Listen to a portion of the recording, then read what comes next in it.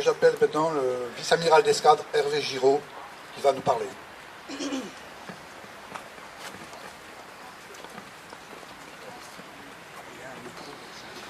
Merci beaucoup. Mesdames, Messieurs, vous savez, on dit souvent que les morts ne sont vraiment morts que quand on les a oubliés. Et donc nos morts aujourd'hui, ils sont avec nous. Et les disparus aussi. Et je vais parler sous le témoignage de ce jeune Claude Tronçon qui a disparu le 19 mars 1962. Car tout ceci a été fort bien dit avant moi. Nous sommes ici pour célébrer les disparus. Des disparus dont personne ne parle, dont personne, bien sûr, ne veut parler. Parce que leur existence même signe l'échec et le scandale qu'a été la gestion par le général de Gaulle de la phase finale de cette guerre d'Algérie, qui s'est finie dans un odieux drame sanglant. Alors bien sûr, je m'associe à tout ce qui a été dit. Je m'associe avec force aux efforts qui sont faits, au travail qui est fait pour que ces disparus aient enfin leur voix. Aujourd'hui, c'est un véritable scandale. On parle de tous les autres, mais on ne parle jamais de ceci. Et je suis très reconnaissant et même admiratif pour ceux qui, ici ou ailleurs, s'efforcent de faire en sorte que ces disparus ne le soient pas complètement. Et je voudrais aujourd'hui élargir un peu mon propos, car au-delà de ce drame, qui est évidemment emblématique, le drame des disparus, car il signe, ceci a été dit, un mensonge historique, il signe une trahison d'État. Je voudrais vous avouer une certaine gêne. Gêne que je ressens parfois lorsque j'assiste, quand mon emploi du temps le permet, à toutes les commémorations en mémoire de tous ces Français d'Algérie, de tous ces harkis qui ont dû quitter leur pays.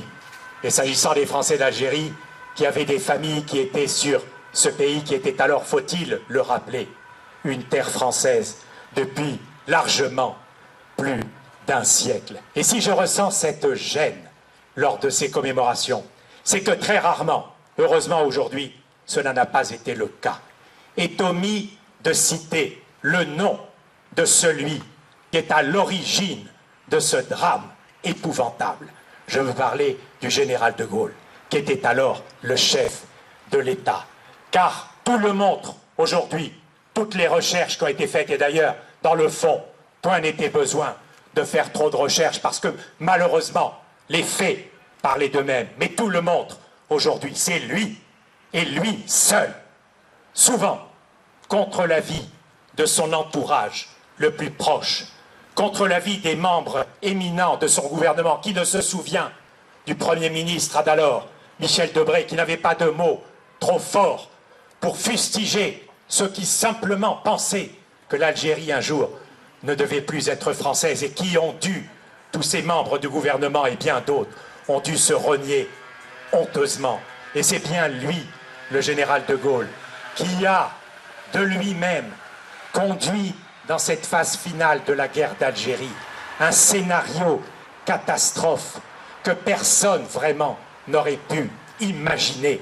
Scénario catastrophe qui est tellement dramatique qu'aujourd'hui encore, plus de 50 ans après les faits, nous-mêmes, bien sûr, qui avons été soit les témoins, soit les victimes, mais au-delà, croyez-moi, beaucoup de gens en France, beaucoup de Français se sentent encore très largement troublés. Car, voyez-vous, au-delà de ce drame épouvantable qu'a constitué la chasse aux Français d'Algérie qui a été alors organisée, chacun ressent dans le fond, confusément, au fond de lui, l'énormité de la trahison qui a alors été commise. Car dans le fond, quel est le rôle d'un chef d'État, quel que soit son mode d'accession au pouvoir, que ce soit par voie démocratique ou dans le cas qui nous occupe après un coup d'État? Il est simple, il a toujours été en France de deux ordres. C'est un rôle essentiel, c'est un rôle sacré, devrais-je dire. Le premier, c'est de maintenir l'intégrité du territoire. C'est ce qui a été fait tout le temps en France, et notamment pendant les 2 derniers siècles. Et il ne faut quand même pas oublier que pour maintenir cette intégrité, ce sont des centaines de milliers, des millions de morts qui ont payé de leur vie pour maintenir les frontières de la France. Et deuxième rôle sacré d'un chef d'État, c'est de tenter d'assurer la sécurité de sa population. Eh bien, sur ces 2 rôles majeurs, sacrés, le général de Gaulle a failli. Il n'a pas maintenu l'intégrité du territoire. L'Algérie était alors une terre française. Il s'en est séparé comme d'un boulet. Quant à la population d'Afrique du Nord, on sait ce qu'il en est advenu. Au-delà de la sauvagerie qui a conduit à tous ces événements, nous savons bien que nous sommes bousculés profondément. Alors, vous voyez, rien ne sert de se cacher. Il faut dire les choses comme elles sont. Il faut parler de ce drame épouvantable qui a conduit des Français à quitter leur pays aujourd'hui. Certains, bien sûr, ont pu être trompés et on peut les comprendre. Mais moi, je peux vous dire que la famille du général Giraud, que je représente ici, nous savions à qui nous avions affaire.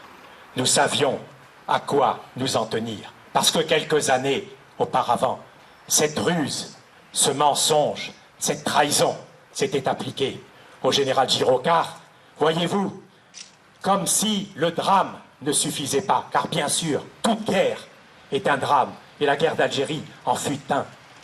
Le général de Gaulle y a ajouté la ruse, la tromperie, la trahison, mais pas vis-à-vis de l'ennemi, ce qui eût été compréhensible, et dans le fond, une bonne action, non, vis-à-vis de son propre peuple, de sa population. Population civile qui a évidemment énormément souffert et qui a été la victime expiatoire de ce mensonge, de cette ruse, pour une seule raison, parce que cette population avait cru à la parole donnée. Mais voyez-vous, cette ruse, ce mensonge, cette trahison ne s'est pas contenté de s'appliquer à la population civile. Il a visé également ce qui normalement doit constituer le ciment d'une nation. Je veux parler de son armée. L'armée française qui a alors subi des déchirements qu'elle n'avait pas subis depuis des siècles, des centaines, des milliers d'officiers qui ont été enfermés comme de vulgaires voleurs, comme de vulgaires criminels. Là aussi, pour la seule raison qu'ils avaient conduit leur armée à la victoire. Victoire contre un ennemi difficile, dans un terrain difficile, mais victoire dont le peuple de France était privé par la faute d'un seul homme. J'ai voulu vous dire ceci aujourd'hui, car voyez-vous, un pays ne peut pas bâtir sa destinée sur le mensonge. Et comme cela a été dit fort bien avant moi, nous vivons aujourd'hui et depuis trop longtemps dans un mensonge honteux qui touche non seulement nos disparus, mais le sang même de notre histoire de France. L'histoire de France, c'est une belle histoire, vous le savez, comme moi, tous ici. Essayons de la maintenir, et c'est grâce à des combats tels que ceux qui sont menés ici, que vous menez, et pour lesquels je redis toute mon admiration, que cette histoire de France va un peu, sans doute, un jour, voir éclore cette vérité, la vérité sans laquelle il ne peut y avoir de justice. Mesdames, Messieurs, je vous remercie. Bravo.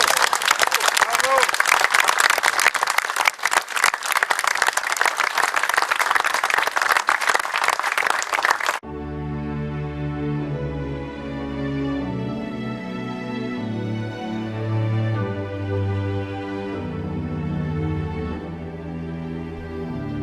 N'oublie jamais celui qui t'a trahi.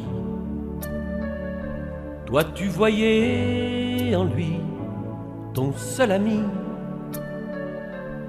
Il t'a laissé au cœur comme comme une plaie. Jamais fermer ça, ne l'oublie jamais. N'oublie jamais celui qui t'a aidé